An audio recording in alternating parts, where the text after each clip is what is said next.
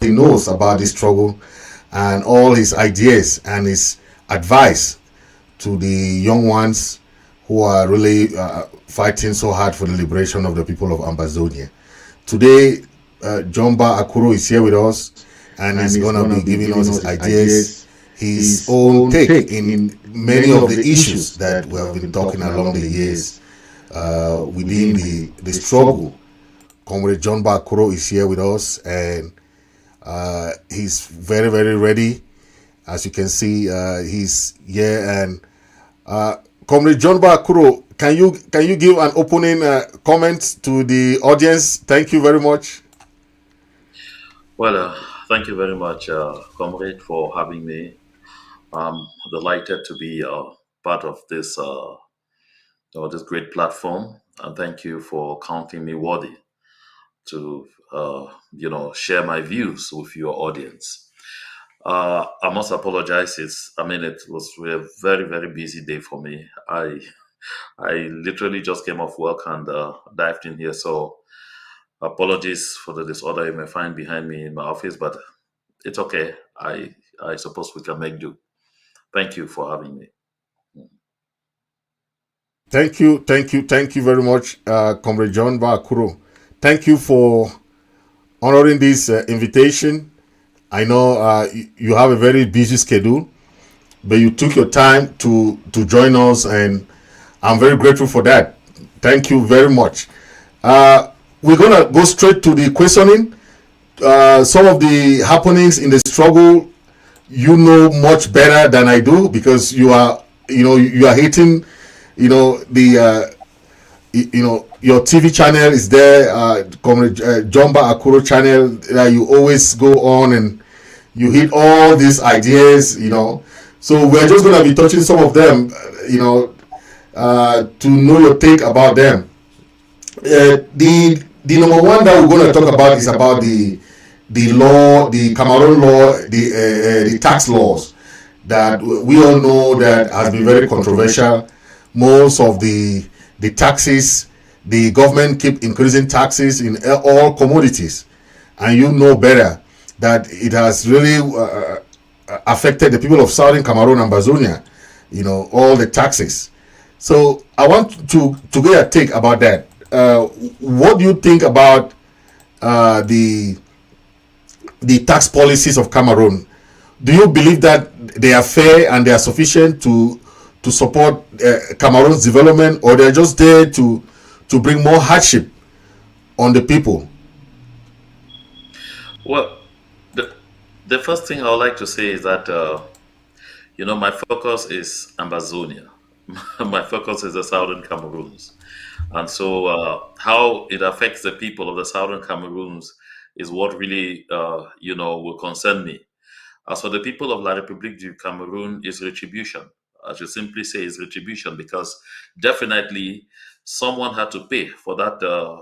For the exorbitant cost of occupation. You know, the one thing I like to draw the attention of our people to, especially those who usually sit behind and you want to talk to them, they say, go that your Amber thing or you that are Southern Cameroons. I don't want to know whatever is happening. I told people a lot of the times that La République du Cameroon will meet them right, in their bedrooms with the ugly policies, with, I mean, the stench of black on black colonialism to the point where they will realize that it would have made a lot of sense for them to, join hands in this liberation movement so that as fast as possible we could kick La République du Cameroon out of our land with their ugly policies. Because look at this, which country in the world would operate taxes like La République du Cameroon does? But don't forget, this is something that was foreseeable. I've talked about this several times. I told people that this was going to happen, that La République was going to get to this point.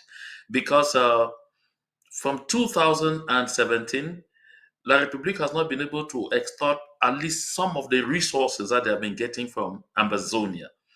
The only one that they have succeeded, to continue dealing in so far has been oil. But don't forget, that's only one because even the resources from oil are mostly pilfered by the governing class.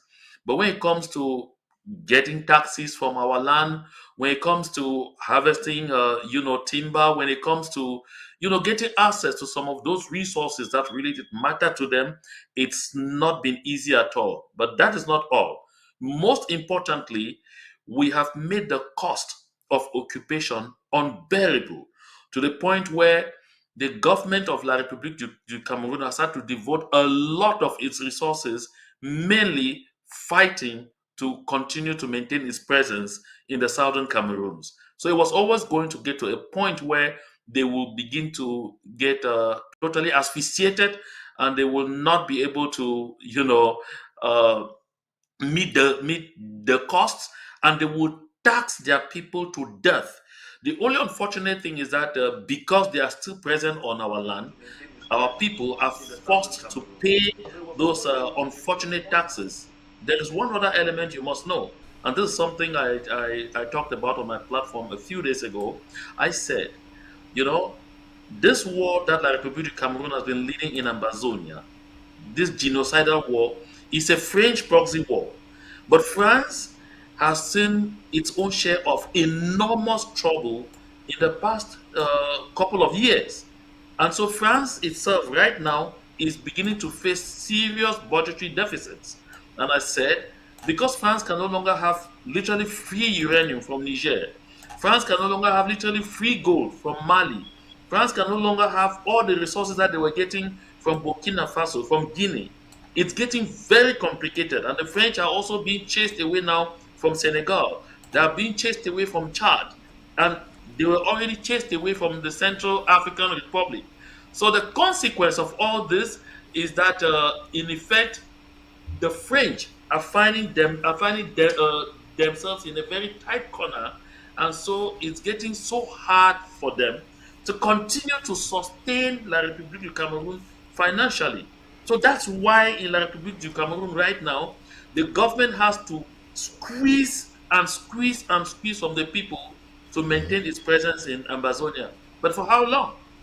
So my message here to the people of the Southern Cameroons who are feeling the stench of this colonial tax from a neighboring country is that it makes sense to join hands with us so that as fast as possible we get these invaders out of our land, and then we begin to define our own policies, define our own development priorities, and we begin to put in place a kind of governance that is people oriented as we seek. Yeah, you. you mentioned a lot about the sufferings of the people, and these tax policies does not only affect the people of La Republique, it affects Ambazonians. Then imagine that you saw the CDC workers who were crying that their salary have not been paid for months. Eh? The unemployment rate is very high. All the overburden of taxes on the citizens. How are they going to pay the taxes in these circumstances of economic crisis? Because this is a significant burden on the population of Southern Cameroon and Ambazonians. The CDC workers were not being paid for so many months, and we saw them marching, protesting. Well, I think one thing you need to bear in mind, like I said a while ago, this is a foreign tax. We shouldn't pay it in the first place. It shouldn't concern us in the first place. But unfortunately, because they are still on our land, our people in some areas are forced to pay this. In a lot of other areas, in a lot of other counties and local government areas in the southern Cameroons, it will be difficult to enforce this tax. The government of Cameroon is aware that they have made even their country so much hell to the point where everybody will want to leave. That's why you see that the consequences that they are dangling at people if you don't volunteer yourself to go and pay those taxes is that you will not be given a passport to leave because they know it is hell, and so everybody should be in a haste to leave. They tell you will not be able to take off from their airports. They tell you that you will not be able to get the tax clearance certificate and all of those things. For the local people who don't need all of this paperwork, why should they be paying those taxes? Because look at the obnoxious nature of the tax in the first place. You expect people who don't have jobs, who don't have incomes, who are not able to manage at least one meal a day, who are living far below the poverty line on less than $1 a day. Now you ask these people to go and declare their taxes, and to do so, they have to spend about 5, 10,000 to indicate that they don't have income. So where do they get that money? So they need to go and borrow money to come and bail themselves. I call that now bail. That's a kind of taking the people to ransom. But they don't have money, so they now have to start calling family members and people left and right. Like a lot of them have been calling people in the diaspora, the same diaspora that the government tells them is full of evil people who only want to bring them confusion and all of those things. Now they are turning back to us, say, please, I need some money to bail myself out from the Cameroon government. So those are some of the kind of things that we are talking about here. But at the same time, because that's a form of asking every individual in the country to declare their assets.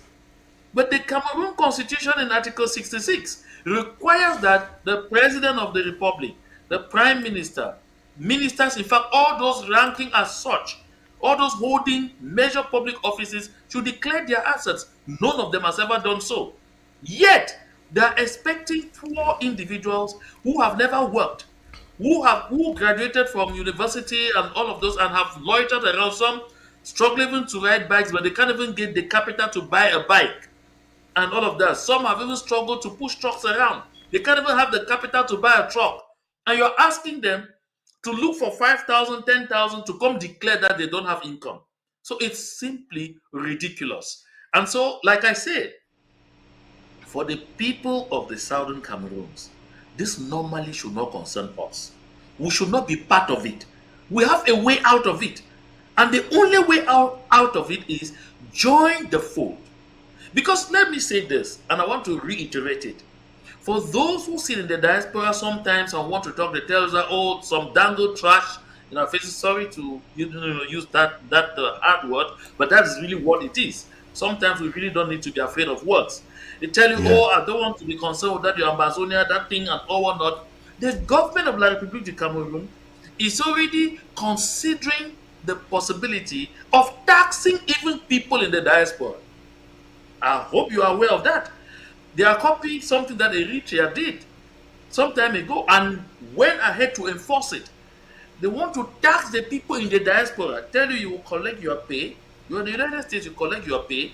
After you pay taxes to Uncle Sam, you go to the Cameroon embassy in Washington, D.C., you declare your income, and you pay those taxes. If you don't pay, the day you step your feet in Cameroon, in La République du Cameroon, the consequences are dire. You will be arrested, you will be detained, you will pay penalties and pay until before, I mean, you see the light of day. So don't think that you are going to run away from the stench and the evil that is coming from La République du Cameroon and visiting our people in the southern Cameroons, unfortunately. Join hands with us. Let's get these invaders, let's get these intruders out of our land so that we can You, transform Ambazonia, make it the land of milk you and know honey of we desire to do. And we will be able to live a better life and have a place we can call home. Because for a lot of us, there is no more home you know once of we the decide to the move out of Amazonia. you remind me of the outing of Senator Belamoki, who was complaining of the knees on the neck of the people of Southern Cameroon. Of the You people really elaborated in one of your show about that. of How, Yes, yeah, of the knee, on the neck of the people of the so-called Southwest, as created by the yeah, Republic du Cameroon. I know you are talking about Bella, you are talking about Bella Mokitas, aka Ngaringa Ringa. Go ahead. yeah. So Belamoki was crying about that, and they are the lawmakers, they are the policymakers. So it baffles me how a policymaker and a lawmaker will be crying. They're one of the common man. They are the one making policies. These tax laws and all this thing, they don't say anything, but they go to parliament and start complaining to the parliamentarians when they are the ones that are lawmakers. They can pass laws to prevent any tax laws that are not good. But I don't understand. So you know, can you talk about the outing on Belamoki, about roads, about all those? I think you are being too generous, giving uh sorry about the word. I really don't mean to insult him, but that is exactly what it is. Giving nincompoops powers they don't have because they really don't have those powers. Belamoki Charles and the others, they know that there have been no elections in the southern Cameroons, I mean, since 2016. There have been no elections in southern Cameroon. There have been selections or appointments. And in general, even in the Republic du Cameroon, they don't organize elections, they organize selections. So those people are appointed by Mr. Paul Biya to do his bidding. And because they know that their power base is not the people that they claim to represent, their power base is Mr. Paul Biya, is the executive, is the person that appointed them. How can they bite the finger that is feeding them? How can he talk with confidence? You notice that when he was talking, his voice was even cackling. You notice that he was shivering. You see, he had to start by trying to, let me use this, this word from another world, trying to masturbate the brains of the people of the government of La République du Cameroon so that they don't see him as being overly radical, saying, boys and girls, are you ready to listen? What arrant nonsense in a parliament. So what I'm trying to say here is simply that they are toothless. The only reason they are there is to help La République du Cameroon to give the impression to the rest of the world that the people of the southern Cameroons belong. That's the only reason they are there. Nothing else. You heard him cry about the Limbe Deep Sea Absolutely. Port. You heard him cry about the Tico Airport. You heard him cry about this, but it's the same man who said that someone's knee someone's knee was on the neck of the so-called Southwest. And you know, he was trying to push there an unfortunate narrative created by La République du Cameroon in their drive to divide and rule the people of the Southern Cameroons. Because as Southern Cameroonians, we never had anything called Northwest and Southwest. You know, we had 4 or 5 divisions. I heard about the Bamenda division, the Kumba division, the Cambe division, and all of those, the Mante division. We never had something called Northwest, Southwest. It was created by La République du Cameroon with the clear purpose or intention of dividing us to better rule us. And people like Belamoki, I call them, slave children, find themselves there, therefore feeding on that kind of trash. Because I asked this question when Belamoki is talking about the Limbe deep sea port, where was Belamoki when Fonjindam? who is not even of the so-called Southwest, took the charge, took the initiative to see how to use other means to drag that seaport to Limbe. Of course, he started a shipyard in Limbe. When he started it, if you stand at Costa Marina in Limbe, the hotel Costa Marina in Limbe, or even Fini Hotel, you will see the job that Fonjindam started. And he wanted to establish a shipyard there. And if they started maintaining ships in Limbe, La République du Cameroon knew it will result to the construction of that deep sea port in Limbe. And they needed to stop this. So they had to come up with trumped up charges on Fonjindam, claim he had embezzled money. Let me remind you, Zacchaeus Fonjindam is the only person in the dungeons of La République du Cameroon accused of embezzling less than 250 million CFA, but who is serving a life jail term. I mean, a life jail term. What was his crime? His crime was trying to do exactly what La République du Cameroon did not want. There are two kinds of people who are in those jails. There's even another one, Amadou Vamouke, who is of the far north of La République du Cameroon. He too is in jail there. You see, they took him to court several times, no charge. But the crime he committed was that when he was appointed Director General of CRTV, he attempted to think of liberating the people of the Southern Cameroon by saying, let's create an English language channel. But because they had plans to assimilate us, to transform us into house slaves and all of those, they will go after anyone who attempts that. I expected Belamoki to rise up to Garezipo and say, no, we are fighting for our brother. Yet, they rather made him to see that particular brother as the enemy. And that is a tragedy. Is it the people of the grass field that took away the deep seaport project from Limbe to Kribi? Is it the people of the grass field who have denied to give Mbelamoki roads? Are they the ones who are minister of public works? So this fallacy is what has destroyed their brains, and they can't think straight. But unfortunately, they will do only that because that is why La République du Cameroon appointed them senators, parliamentarians, and all of those things, and mayors, because we have no elected official in the Southern Cameroons. At least even Elekam gave their statistics that less than 5% of the people of our region voted. But you know that even this so-called 5% that they're talking about 3 to 4%, were constituted of, La République du Cameroon colonial administrators, their citizens who are on our land, and the military that they dispatched to our land for the purpose of occupation. So our people elected nobody. Anybody making noise in the House of Assembly of La République in Cameroon and claiming to be talking on our behalf, they are on their own. That's why they are being maltreated. If they knew that they had a power base, be their people, they have the backing of their people, they can talk on behalf of their people, they will talk with authority. But because they know that they are there, appointed by that same system to do its bidding, that's why once in a while they make that noise just to claim some degree of popularity and say, Master, I spoke my mind. Ngaringa, you spoke your mind. That's why I christened him that is the man who saw yesterday today. Yeah, you have elaborated so, because this is the divide and rule tactics that they have been using along the years. We already know them. They use different techniques. The Atanganji boys, we know they use those divide and rule techniques all along the years.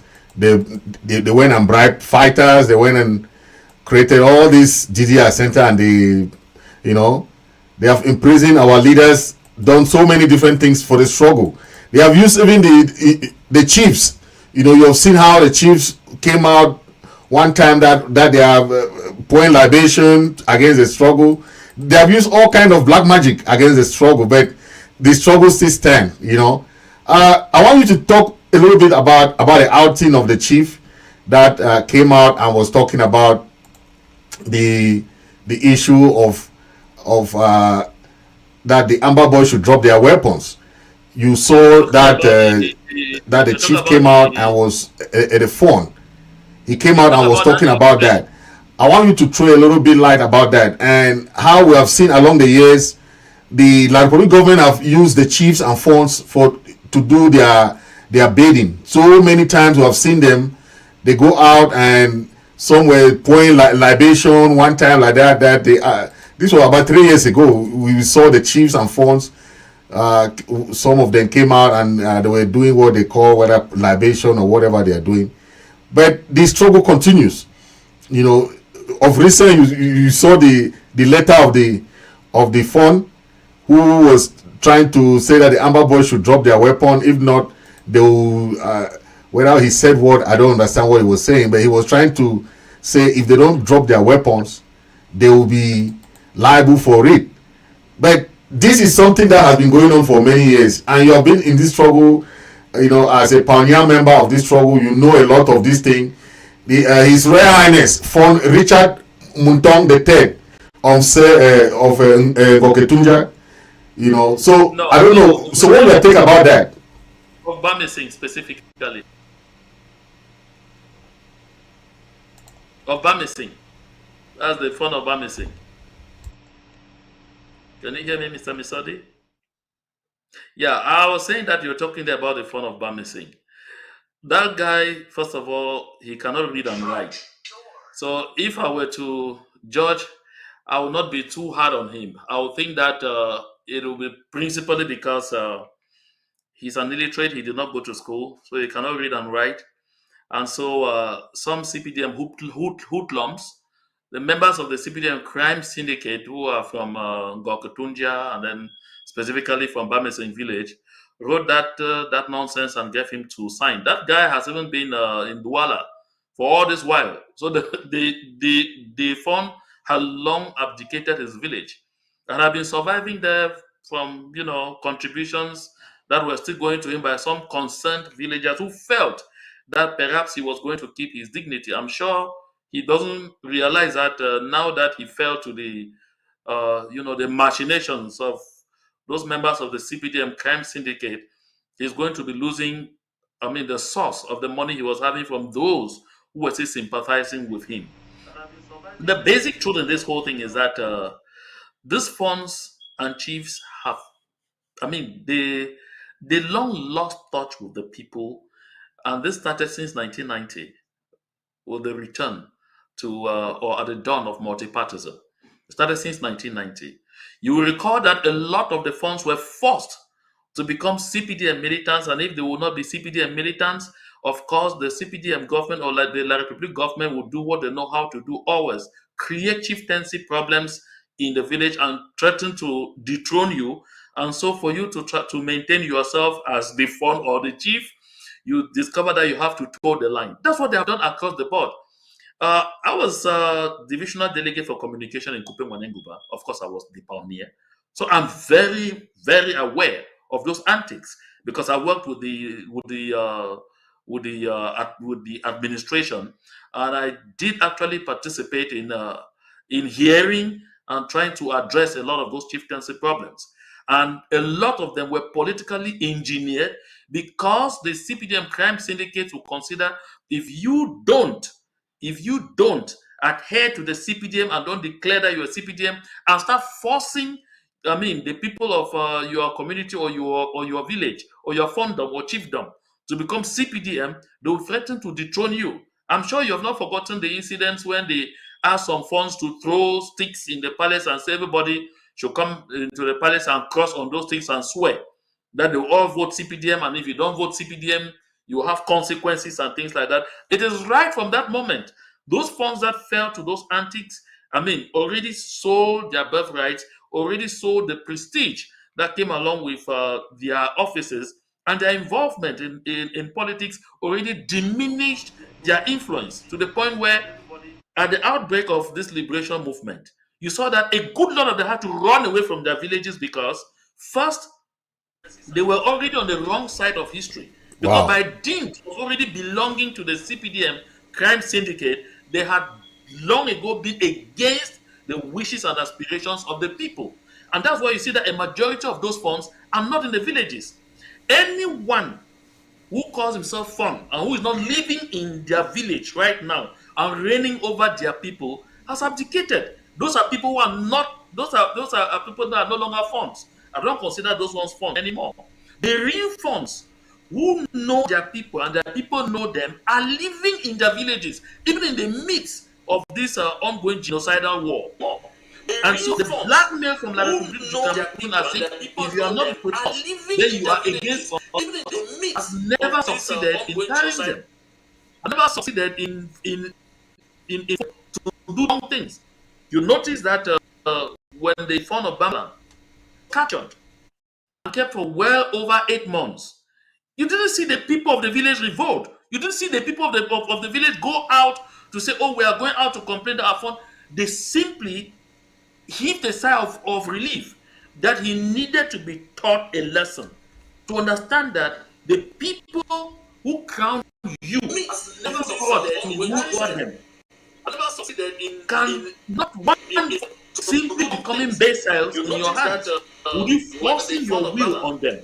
You have to sit on judgment on them according to, their wishes and aspirations. And if you don't work for them, you are not for them. That's why I see all those charlatans making all of that noise. They don't live in their villages. Look at the fund of Mso. Mso was a very venerated founder. That you know. But what has the fund done to that founder? He has reduced, the respect and everything that went with that founder. Bubble. And that's exactly what has happened. Look at the fund of Bali.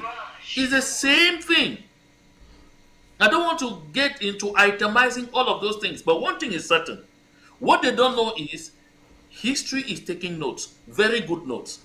The consequences that some of them face is that at the dawn of total liberation, I'm not one of those who will vouch for what some people are proposing as eradicating the institution of chieftaincy and fiefdoms. It's our culture. Because of some renegades who will not eradicate something that's so dear to us. But we can make proposals and push to ensure that in the various villages, they take away royalty from their family lines. Simply put, they simply take away the royalty from those family lines that have desecrated the institution of chiefdom and fiefdom in our land. Simply put, the founder of Bamesing knows that the trash that he's saying will not go anywhere. His betters had done greater than what he's saying. It resulted to nothing. Yeah. I can recall my friend from Bambi gathered people in Bamenda, and they said that they were pouring libation. I saw Moja, another. I think the way they are treating the politicians, and it never worked. So it's a waste of time. Yeah. So yes, I think the way they're treating the politicians is the same way they're treating the chiefs, and it's the same way they're treating the men of God. And they have used the same techniques for all these three categories of people: the politicians, the men of God, and the fonts and chiefs. They fall in the same category. They'll use them to go and do all their bidding. They'll use these people. So do you believe that the men of God, like Bishop Mkeya, came out and was talking about the failure of the Grand National Dialogue, talking about how some Southwesterners like Von Mukete said that they want 10-state federation, but they don't want the federal system. So what's your take about that? Should the men of God like this bishop be neutral, not part of politics, or they should be part of politics, but they are playing not the politics of the Archbishop Desmond Tutu or the Reverend Martin Luther Kings? They are playing the politics of the government, not the politics that we all know. Let me take this opportunity to make this very important remark. The one thing I would do, even before responding to your question, is to call on our self-defense volunteers, our brave hearts, not to ever bother laying their hands or doing anything to any man or woman of God. Allow them to the judgment of God. I'll say this because it's very important for us to note. Our struggle is God ordained. Those men of God or women of God, you see that you first of all say man before you say of God. You say woman before you say of God. Meaning that they are just man like you and I, who can easily be corrupted, who can easily, depart from the religious principles that should govern their actions. And so, for me, I will say in very clear terms, a good lot of them have disappointed the people of the Southern Cameroons enormously. Because by nature, any man of God, any woman of God, worthy of the salt, will be calling for justice, will be preaching justice, will be standing for the oppressed people, not standing with the oppressor. You talked about Desmond Tutu, that's distant. Look into Nigeria. Right in Nigeria, just next to us here, you will find Catholic bishops, Catholic priests stand in church on the pulpit in Biafra land and see it as it is and tell the world that everybody should know that this thing that is being done this way is wrong and call for justice.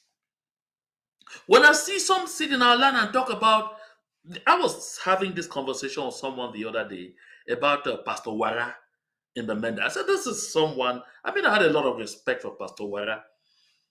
I will not judge him because, I mean, God will take care of that. But for me to watch Pastor Wara stand in a place and describe Lele Lafrique de Benchofo, who is presiding over a genocide in the Southern Cameroons, whose hands are stained with blood, a lot of blood.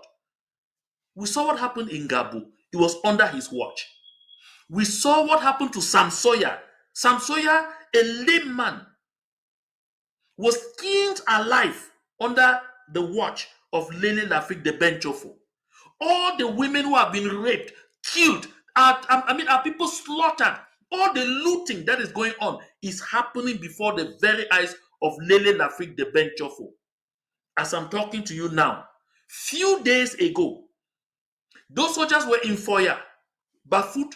They went from house to house, breaking in. Where there was nobody, they broke in, carted valuables, carried where they saw money, they took it. Where they saw, good equipment, TV, laptops, whatever, they carried it. And in the end, they carted hundreds of youths and took them to Bamenda. And each had to start bailing themselves with ranging from 50,000 to 500,000 CFA. Otherwise, you'll be tagged a terrorist.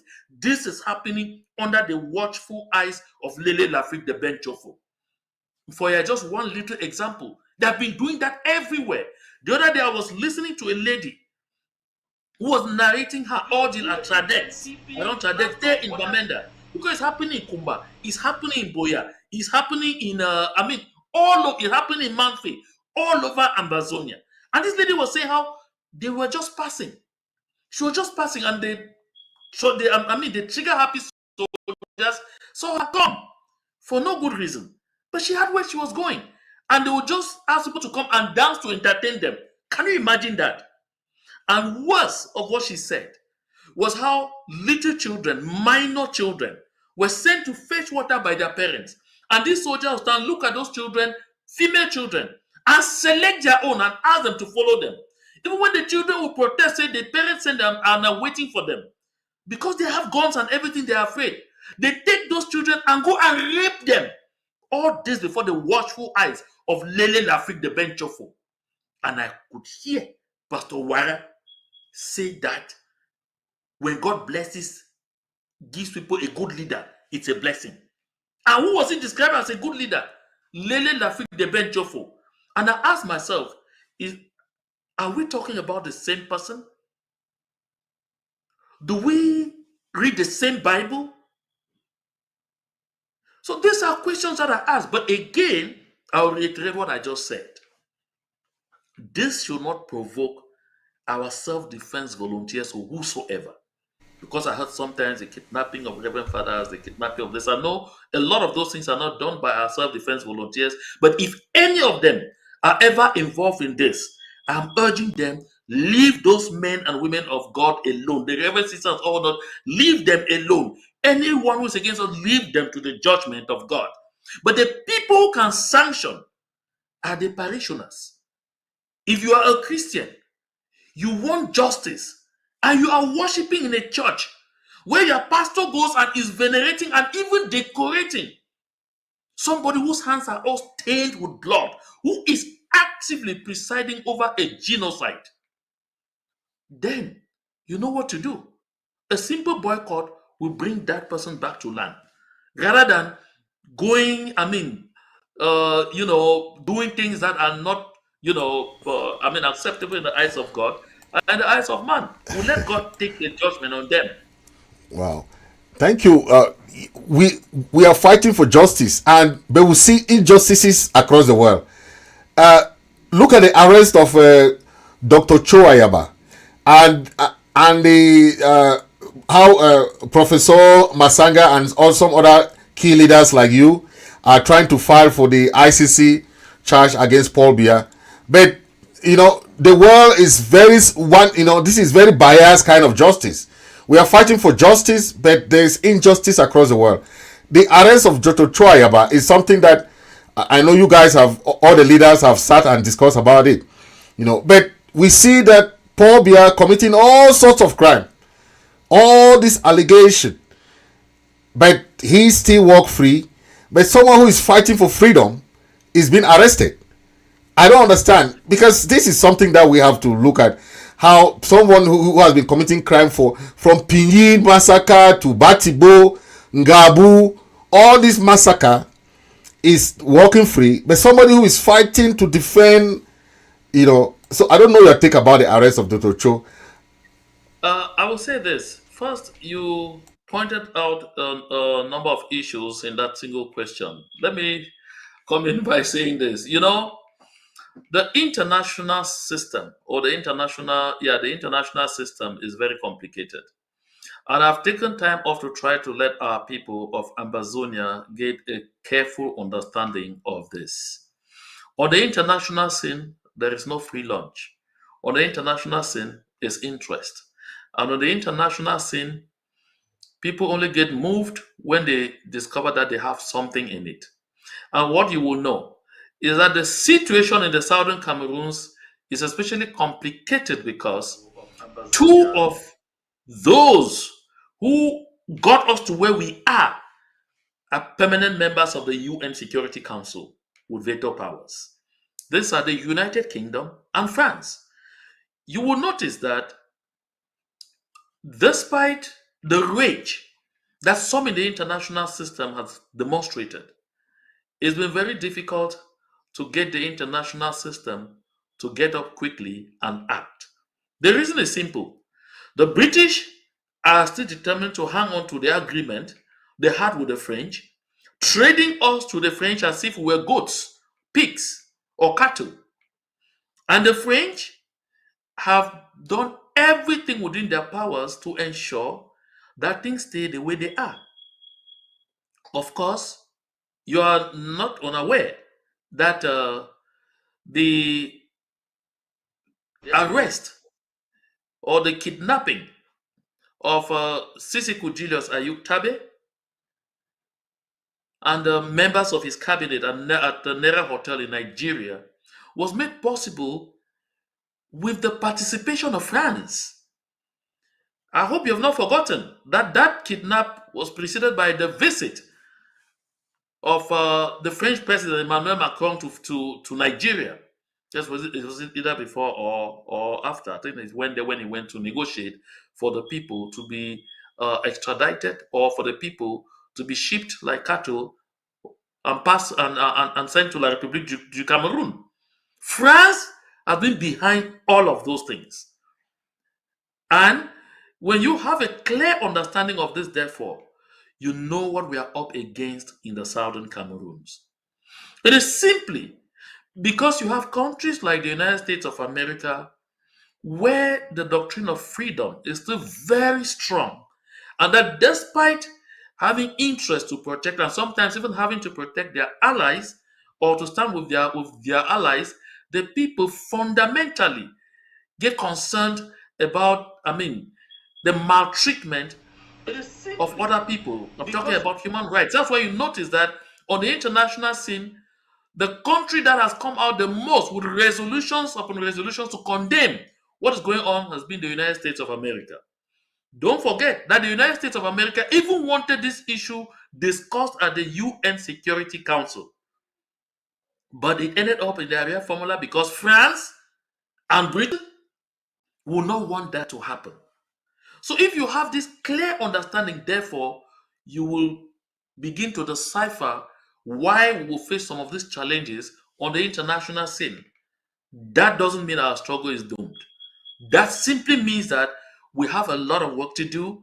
And if we are focused, if we come to this clear understanding, we pull our resources together, we stop mudslinging, we stop unhealthy competition among ourselves, and understand that we are, first of all, on our own until La République du Cameroon starts bleeding so badly and has to tell them, I can't stand this anymore. It will be difficult for us to get to where we want to go. Because one thing you need to know is that they believe that by arresting Comrade Cho Ayaba as the kidnapped or the Chairman Sisiku Julius Ayuk Chabe, and at the time he was Speaker of Okay. Parliament, he was the leader of this liberation movement. Yeah. At the time of his arrest of his kidnapping in Nigeria and all the members of his cabinet, they thought they were going to kill the struggle. It did not die. Freedom is a spirit. It doesn't get killed. So, by arresting Comrade Cho Ayaba, they are counting more on the psychological impact it's going to create on the people of the Southern Cameroons. Because they thought by doing that, they will frighten the rest of us in the diaspora. Everyone you just have to shut up your mouth. If you continue, you are going to end up like this. Let me be very clear here. By the time we started this, we all knew that we could be exposed to all kinds of hazards. But at the same time, don't forget, if they allege that any of us has committed crimes or incited crimes against humanity, there's supposed to be a time where there will be, a tribunal on the situation in the Southern Cameroons where everyone should be brought to book. So the selective approach that is being brought in right now has actually been to try and see how to help La République du Cameroon dampen the hopes and aspirations and the flair in our people, thinking this will simply die a natural death. But it's not going anywhere because our prisoners of war, both those who were arrested in the United States of America, charged and even sentenced, a lot of them are coming out and standing still very firm for our liberation movement. Those who are still behind bars are the Mangans and all of the others who are arrested in the US. Those brave hearts, those brave guys, they are still standing strong for this liberation movement. So you notice that even Sisiku Julius Ayuk Tabe and all those who are with him there in Kondengi, in the dungeons of La République du Cameroon, are still standing strong for this movement. That is not going to change for Comrade Cho Ayaba. And so I think if they thought that they're going to achieve something by doing that, it is erroneous. But again, as you pointed out, I've also made this clarion call on the people of Ambazonia to understand. We may have disagreements among ourselves. You understand what I mean? We may not be very happy with each other's approach or with one person or the other person's approach to prosecuting this liberation movement. We may be vexed by one thing or the other, but the enemy shall never be the one to bring correction to any one of us. It has to be by us. So if any one of us is captured by the enemy, we all have to come together. Always. Because you recall the African proverb, which says, you first of all chase away the hawk, and then you will blame the mother hen much later for wandering far into the forest in the first place. So this is what we have to do. And it is our singular duty to do that. Because while Lilo will say international law is protecting him, he's not a citizen of La République du Cameroon, he is a German citizen, they cannot do this, they cannot do that. International relations is about interest. And when you have a rogue country like Cameroon, that is ready to do anything, they are ready to offer the whole country if they will be able to have their way, to violate the law. Of course, they did that with Sisiku Ayuk Tabe and others. They violated the international law of non-refoulement. Even the United Nations, came eventually with a ruling asking that they should be released and even compensated. Nothing has happened. You understand why? So, what I want you to note is we don't have to lie on our laurels. We have to fight and fight and fight like hell. Like we really depend on us alone. Because the time is coming, La République du Cameroon will capitulate. When La République du Cameroon get to that place where they are bleeding, where they are choking, they will be the ones to call for those negotiations. And I've said this before. Until that day that La République du Cameroon itself calls for those negotiations, any other thing that comes, we just show act of presence to show goodwill, but it's a waste of time. But they are getting there. You can see from the asphyxiating taxes, you can see how frightened they are about the prospect of the devaluation of the Central African CFA franc. You can understand, therefore, that 2025 is going to be a very deadly year in La République du Cameroon.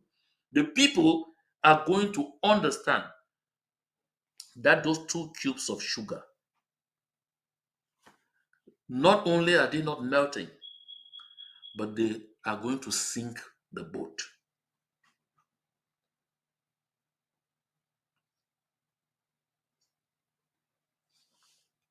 I can't hear you. The issue that we saw, Dr. Asongo went to the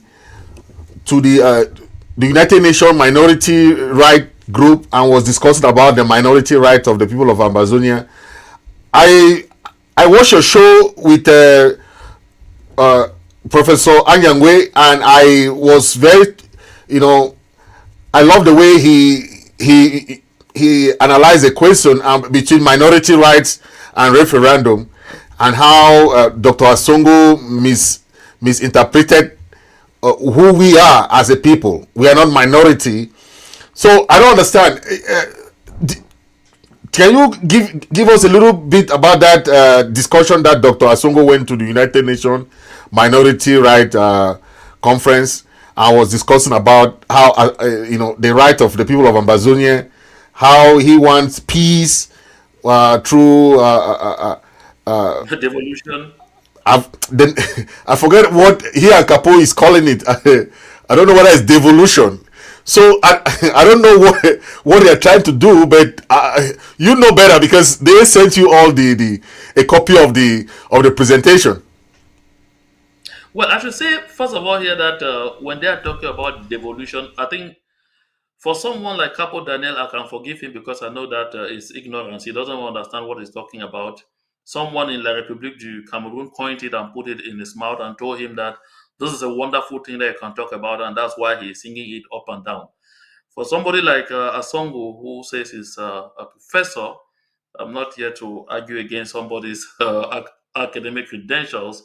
He should definitely understand that talk of devolution in a circumstance like this, I mean, it's not just out of place, but what should I say? I'm even looking for the term to use that should be, generous enough. But let me just say they simply don't get it. They simply don't get it. Devolution of powers, when you talk about devolution of powers, you're talking about an entity which is part and parcel of the country that you're talking about. Capo Daniel, when he's talking about devolution, he has first of all spent a lot of time trying to explain to the people how the Southern Cameroons is not an entity on its own. They forget that these were 2 parties.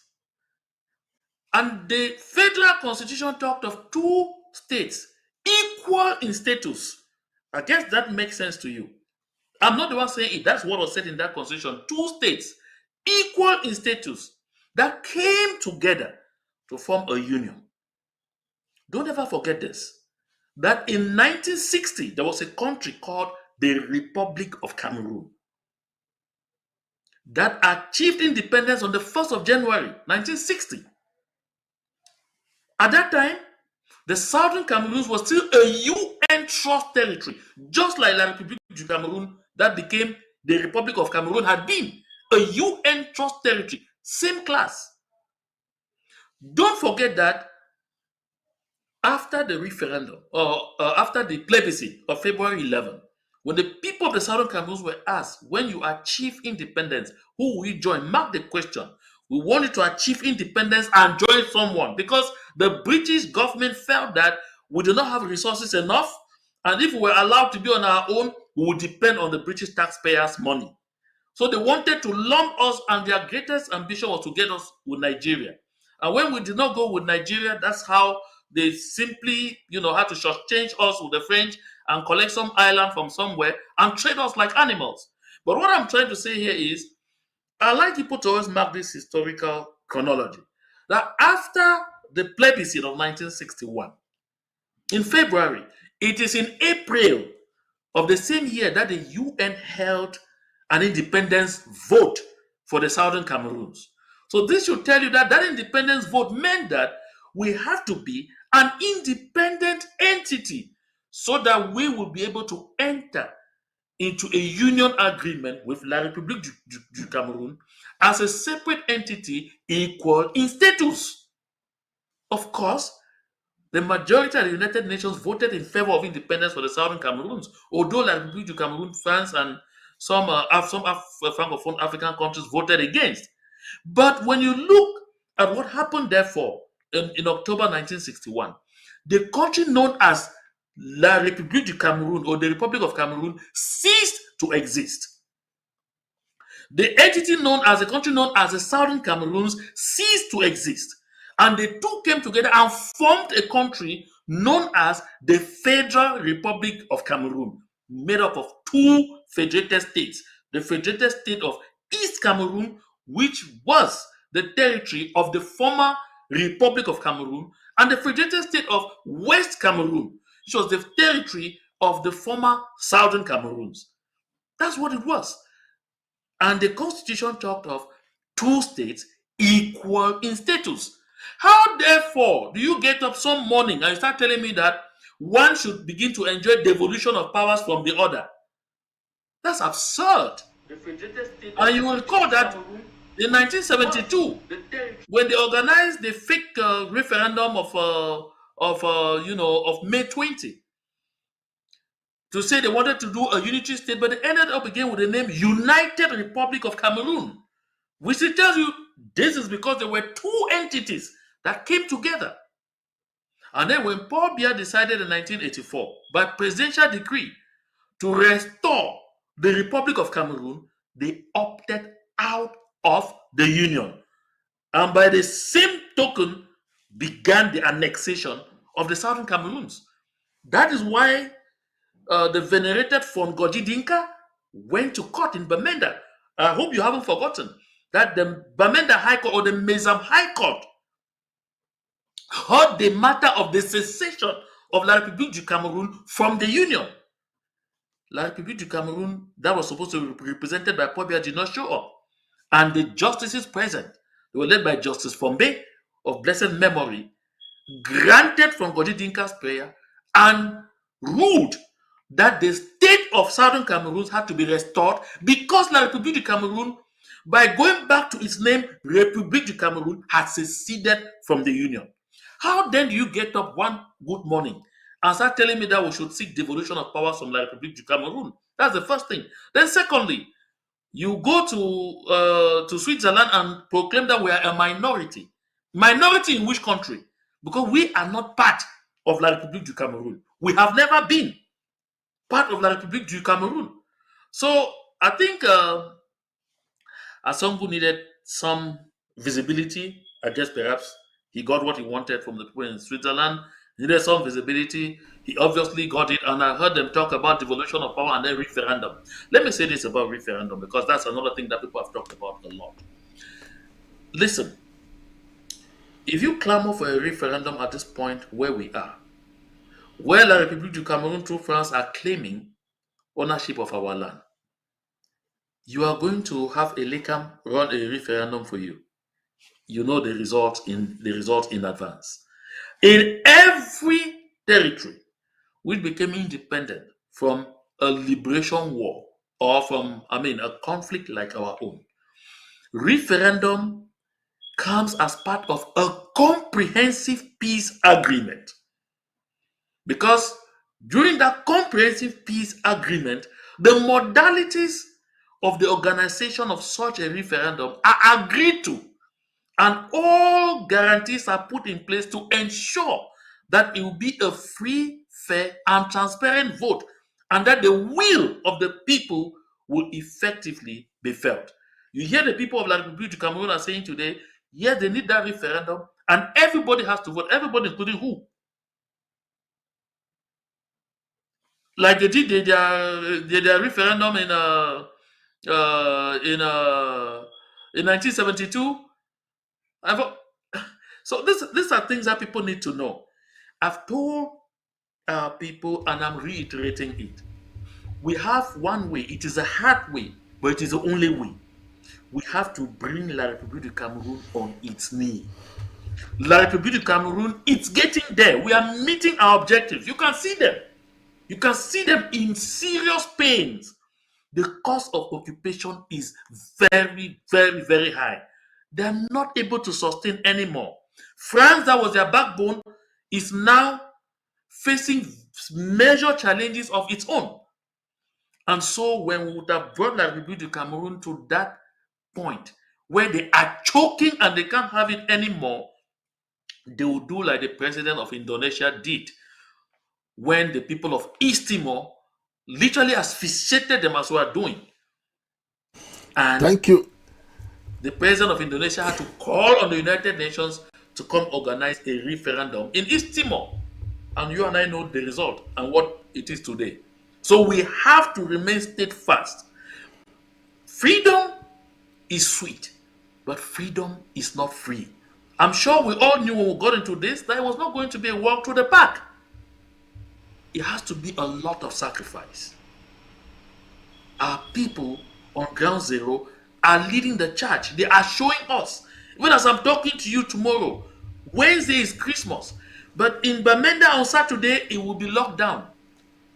Nobody is enforcing it. It wasn't even called from the diaspora. Nobody knows where the call came from. But the people want to use the opportunity of the end of year feast to send another sound message. You can see that level of sacrifice, that level of devotion, that level of resiliency and determination. That is a call on us in the diaspora who are standing on the fence, who are backsliding, to recognize that the way to salvation for the people of the Southern Cameroons is for us to continually turn the fire on La République du Cameroon.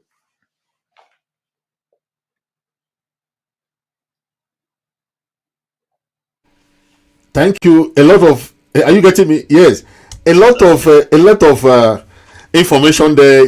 Because you as a pioneer members of this struggle, we saw you right from ground zero, from consortium, the workers movement, the that came up right to now. So you have first hand information. And you have been part of the two negotiations, the one that held in Switzerland and the one that held in Canada.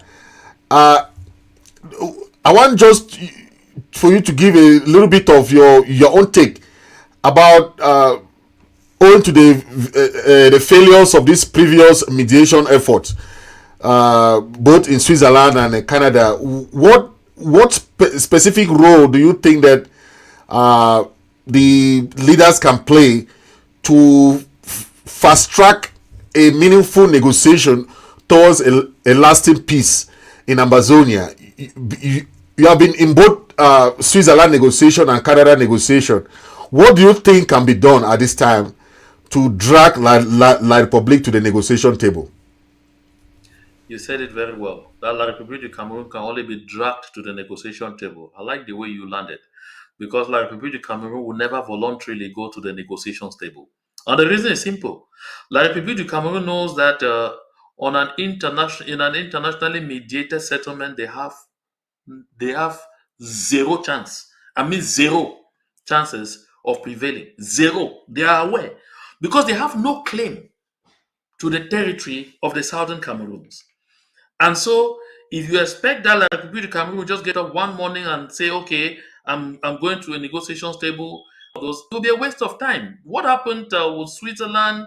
I mean, La République du Cameroon got into a ruse because at that time when the Swiss came and when HD came, I was making all that noise here and there. The international community was turning the ire on La République du Cameroon. You recall, it was so bad that there was a letter from someone at the French at the French Ministry of Foreign Affairs to the government of Cameroon saying something had to be seen to be done. They should be seen to be doing something so quickly before the session of the United Nations that 2019. Otherwise, I mean, it was the situation was going to be bad. So like people to Cameroon yield to some of those kind who pretend to be part of those things, but they were never part of it.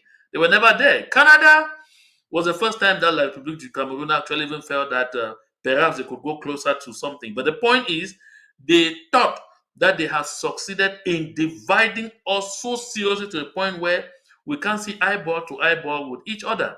And they have always been deceived by this noise they get on social media to think that we don't even talk to each other, that in the leadership or whatever we cannot even greet each other, we cannot sit by each other. And so when they propose to get when they approach the Canadian government to start some pre-talks, they were certain that they were coming to do what is called a retail peace agreement. Retail peace agreement because they were coming, they know we will talk with. That's why they principally invited mainly the groups that have boots on the ground. So they knew we would talk to Egg of Sea in one corner today because that's how their program was. On day one, we will talk with Egg of Sea. The people of Egg of Sea will interact with them until then. On day two, we will talk with the people of the Act. On day three, we will talk with the people of the IG Care. On day four, we will talk with the people of I think the IG Marienta or whatever. So they were so certain that that's how they were going to do because they knew they had divided us so much so they will talk with this one and then come and say, you see, these people have agreed. What do you think? Those people, unfortunately for them, when they got to Canada, and I want to give the CDN, the Committee on Negotiations and Dialogue, I want to give the CDN, the kudos for the initiative they took immediately that stuff came up. They convened us in the United Kingdom. We had a very important meeting in London at which we were able to, reconcile some few differences and then agree to operate in Canada as one body. Both those that were directly invited and those that were not invited, we all came together and agreed to work as one people and to send one delegation. And La République du Cameroon will be faced in Canada by the Southern Cameroons, representatives of the Southern Cameroons, not groups. And so when they got to Canada and they discovered that, and we picked a leader in Professor Carlson Anyangwe to lead the charge. When La République discovered that, they knew it was dead. It was dead end. I'll not go further into some of the details. I guess when Professor Carlson Anyangwe finally comes, because we agreed that he's going to, handle that, he'll be able to talk about some of those details. But what I want to say is the discussions went on neatly until we even got to the point of signing paper, putting a pen to ink to paper. And La République du Cameroon saw that if they pursued that path, de facto they had accepted that we were a separate entity and they were a separate entity because it was now absolutely the Southern Cameroons, representatives of the Southern Cameroons and representatives of La République du Cameroon. That is exactly what La République du Cameroon never wants to hear. And so they realized that they had scammed themselves. They realized they had deceived themselves to imagine that the divide and rule had reached right to the point where, they could easily carry out a kind of retail, a fake peace agreement with our people. It didn't go. Because I want to say this to the people of the Southern Cameroons.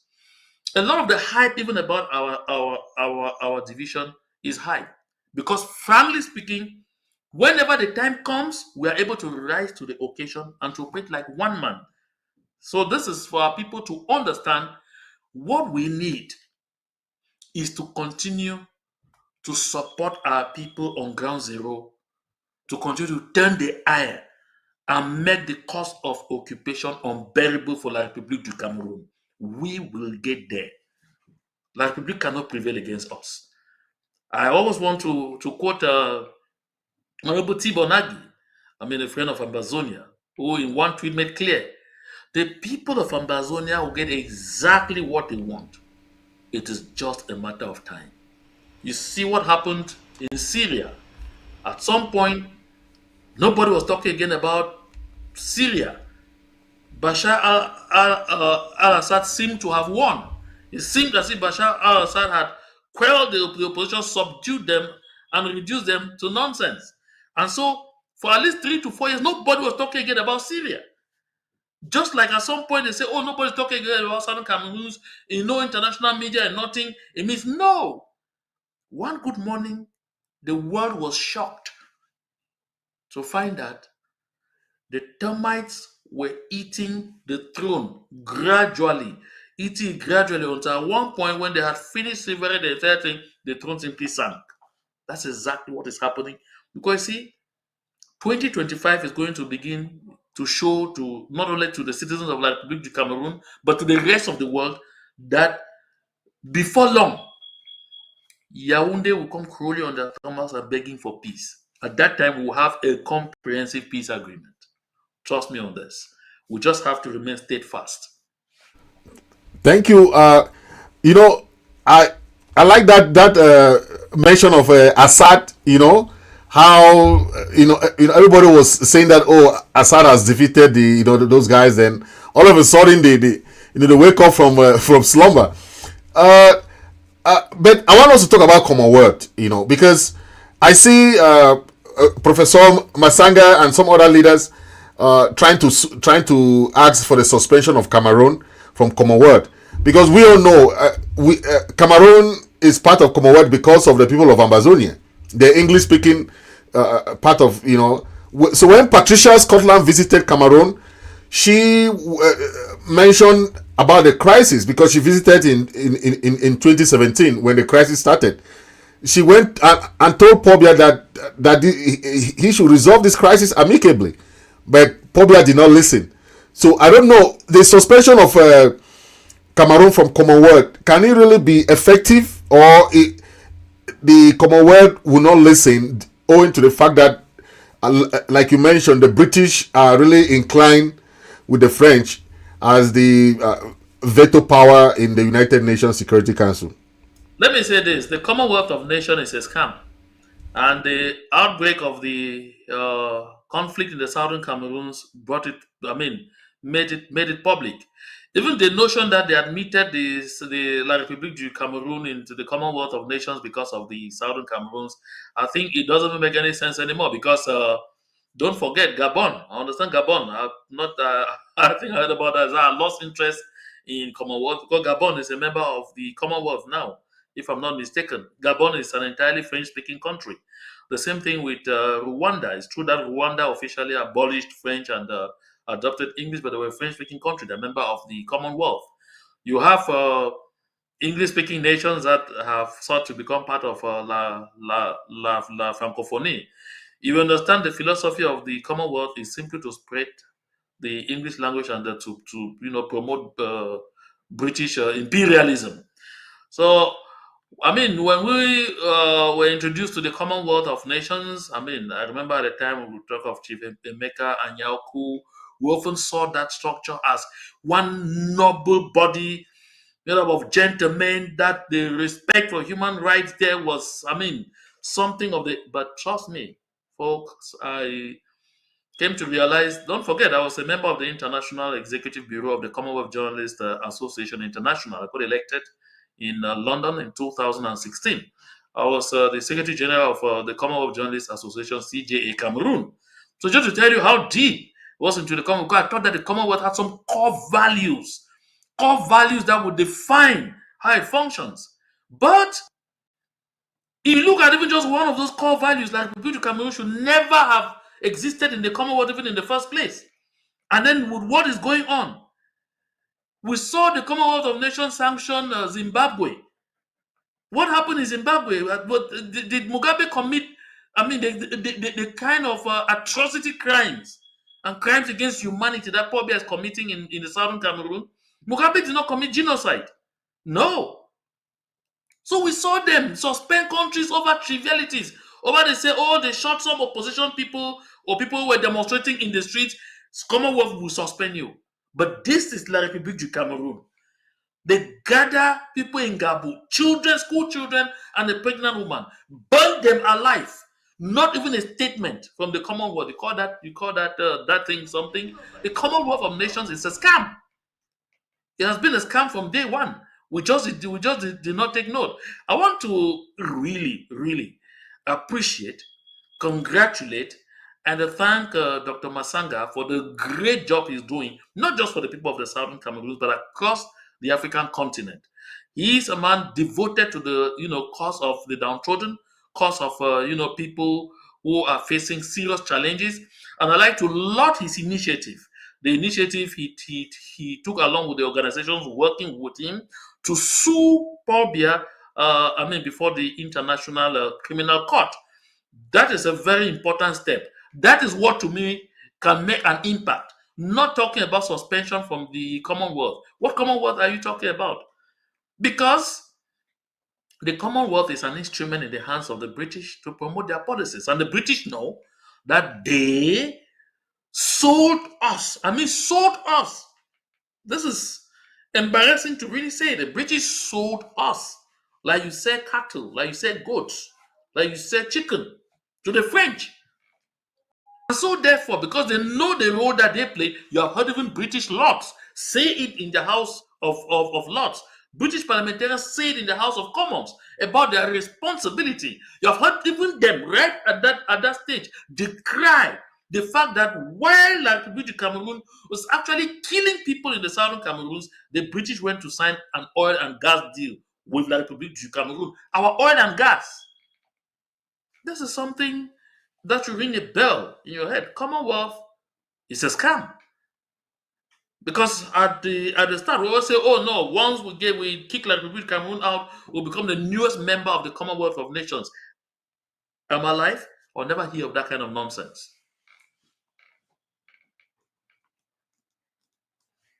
So, what is your take about the long term benefit of the ICC case against Paul Biya of this the human right abuses, the arbitrary arrest, detention that we see on our people, Ayaba, Abdul Karim, the Nera 10, Let me even all interrupt these you right people. there. Let me interrupt you right there. The benefit is not even long term, it begins even in the short term. Because first, you see, the Norwegian government, right now, they should be embarrassed and should be wondering what they want to do with Comrade Cho Ayaba in their hands right now. Because if you are accusing Comrade Cho Ayaba of inciting a genocide, right? Okay. Then you want to open the case about the genocide that's ongoing in the southern Cameroons. In which case, that should involve Paul Biya and all his apparatchiks that are involved with, presiding over this genocide. So the introduction of this case at this point in time is extremely welcome because it's going to shine the light on the whole thing. The world should not practice what is called selective justice. You know, the kind of thing that happened between Gbagbo and Alassane Dramane Ouattara. Because the French interest was at stake, and because the French were all involved in all of that nonsense, what happened to Gbagbo and Blé Goudé was a victor's peace. Peace arrangement. And so La République du Cameroon too would have been expecting that they get to that place where they say they have annihilated us, and then they gather people and say, we are sending you to the ICC for whatever. That would be a victor's peace arrangement. That's why the case against Gbagbo and the Blake Goudé did not even get sustained. Because if you had to really get sustained, Ouattara himself and Guillaume Soro should have found themselves too at the ICC. This is what it is.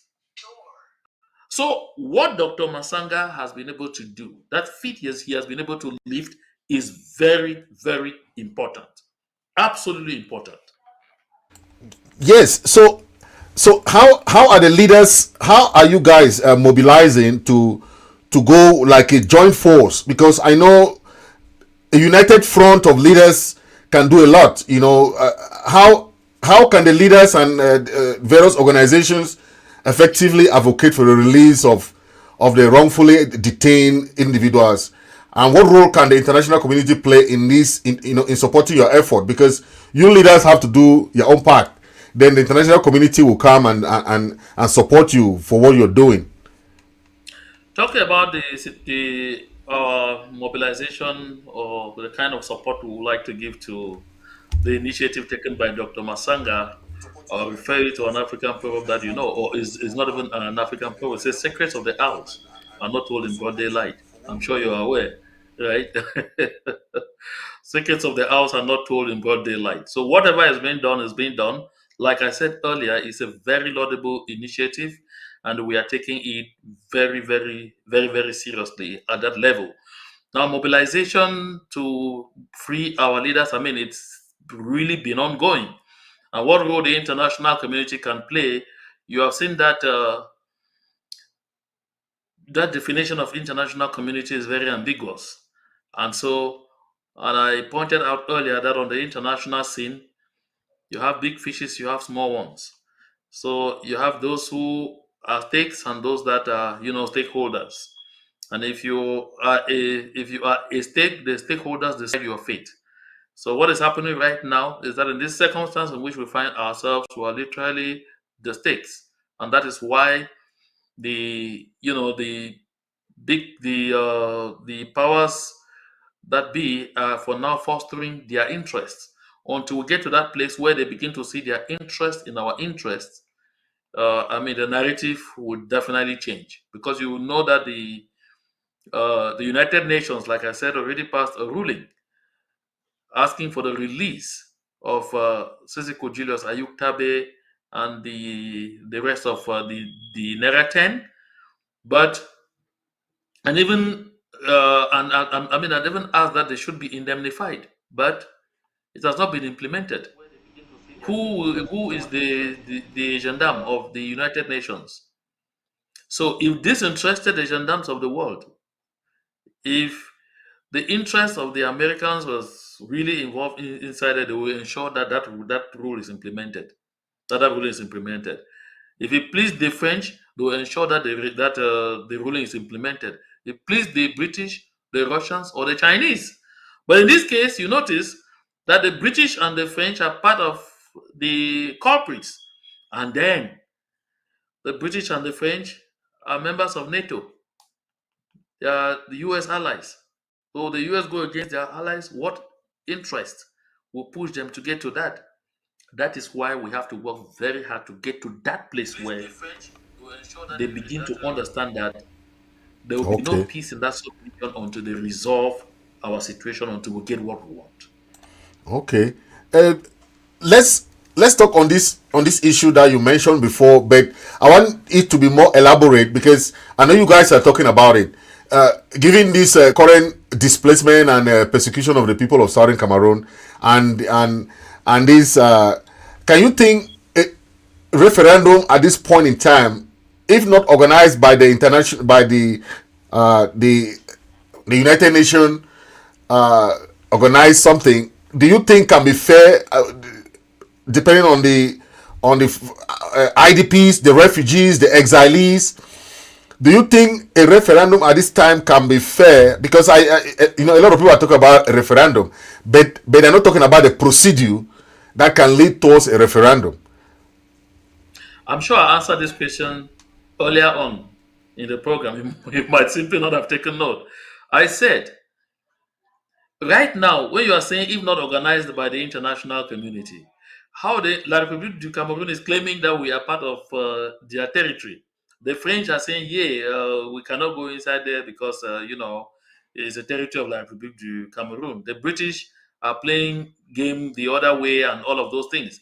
You see, they will say, because they will tell themselves that, well, if there is relative peace, why should they come in there too? Oh, no, hell no. There is no talk of anybody coming from anywhere to organize anything called referendum in our country right now. If you insist on a referendum being organized in the current dispensation, I told you earlier, La République du Cameroon will say, okay, they will conduct that referendum and they will run it their way and give the world the result that they are giving. And they are not even going to conduct it in our land. You heard they will tell you that all of them will vote. So anyone calling for referendum right now, they simply don't understand what they are talking about. I had this conversation with the divine Dennis Atemken, who is was working with the African Union. I had this conversation with him on my platform where he was pushing, and I said, we need to understand this. A referendum to resolve the issue will only make sense as part of a comprehensive peace agreement. And that comprehensive peace agreement will only come when La République du Cameroon has been dragged to the negotiations table. When both parties have attained the mutual hurting stalemate, where each side is now convinced that I cannot win and I cannot sustain it anymore. That's when it will happen. So, if you want a referendum, get up right now. Contribute money, contribute effort in whatever way you can to make sure that we continue to resist La République du Cameroon in our land. To make sure that we intensify the resistance and to make sure that we continually increase the cost of occupation until La République du Cameroon chokes its way to the negotiations table. Then, in the peace agreement that will ensue, a referendum is likely to be one of them. And at that point, the modalities will be clarified. Who the organizers will be determined. How it will be organized. Who the electorate will be. How the election will be conducted. Everything will be clarified. You get up now. You say referendum is just you are going to operate just like Paul Biya, who creates a DDR before coming to say let us talk peace. No, those are things that come after a peace agreement. So you will be placing the cart before the horse. Right now, focus should be on making the cost of occupation unbearable for La République du Cameroon in our land. Referendum will follow. It's just like they say in church: seek ye first the kingdom of God and his righteousness, and all other things shall be added unto you. Okay, thank you for that powerful response there. Because of time, my last question will be about unity. Your own take as a leader. What steps you guys are taking to foster that greater cooperation and collaboration among the leaders, so that we can have a kind of synergy where all the voices come together for the liberation of the people of Southern Cameroon. Let me make this statement that to me I hold very dear here. You see, it's true, we want to work together. It's true, we want to really ensure some kind of strong unity, some kind of strong bonds. But I want to say this. Even in the absence of that structure, maybe that brings all of us together, we're already working together even in clusters. Like I said before, the consortium, the IGK, and the SCNC, we have been working together for a long time. We're working together. We're deciding together. We're even, coming up with initiatives to fundraise together and address major issues together. That tells you that kind of, working together is gradually taking root. And people expect all of us to bunch together. We may get there one day, but I want to say this. It is that one that La République du Cameroon continues to try to exploit, to say the people are so divided, who will you talk to? Anytime they have wanted to talk to someone, they have seen all of us. And that you are aware with me. When they got to Canada, they were expecting to see us in broken ranks. They met us as one. So that thing that they continue to push, like to say they are so divided, for that reason we cannot know, folks. No, folks. We should come to one clear understanding. We are facing an enemy here that has divide and rule as their major spot of predilection. That is like Republic Cameroon's favorite spot, divide and rule. They have their agents within our struggle, whose only role is to make sure that we are never able to have that kind of visual unity that people will say, yes, they are united. Anytime you start working on something until we are getting close to that, those people will set confusion and make sure it doesn't get to that point. So that visually it is clear in the eyes of our people that we are divided. We are not. No, we are not. We're not that divided. La République du Cameroon itself is even far more divided than us. And you know it. Far more divided than us. I mean, it became very evident in Canada. While the Prime Minister's office was championing what was going on in Canada and reporting to the President of the Republic, at the end of the day, when the government of La République du Cameroon, through their Minister of Communication and spokespersons, it issued a press release to say they don't know anything that's happening in Canada. They have never existed there. Even the Prime Minister of La République did not know. He heard it on radio like you and I. That's to tell you the extent to which they too are extremely divided. But that is not being hyped. They hype on the fact that the people of Ambazonia are so divided, they cannot come to. No, we have at least unity of purpose. And anytime we are faced with a challenge, which requires us to rise up to the occasion as a people and operate as one, we have never failed to do so. That there is evidence.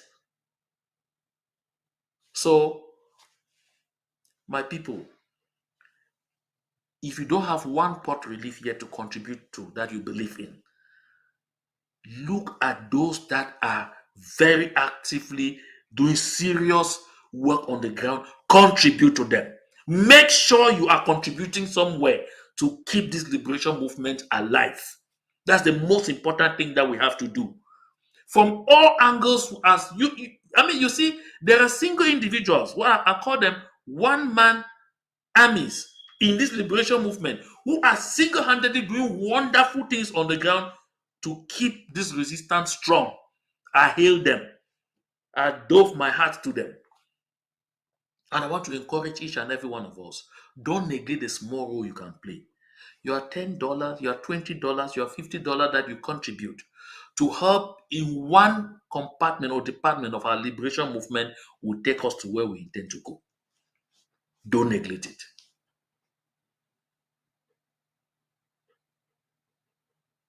Thank you, man.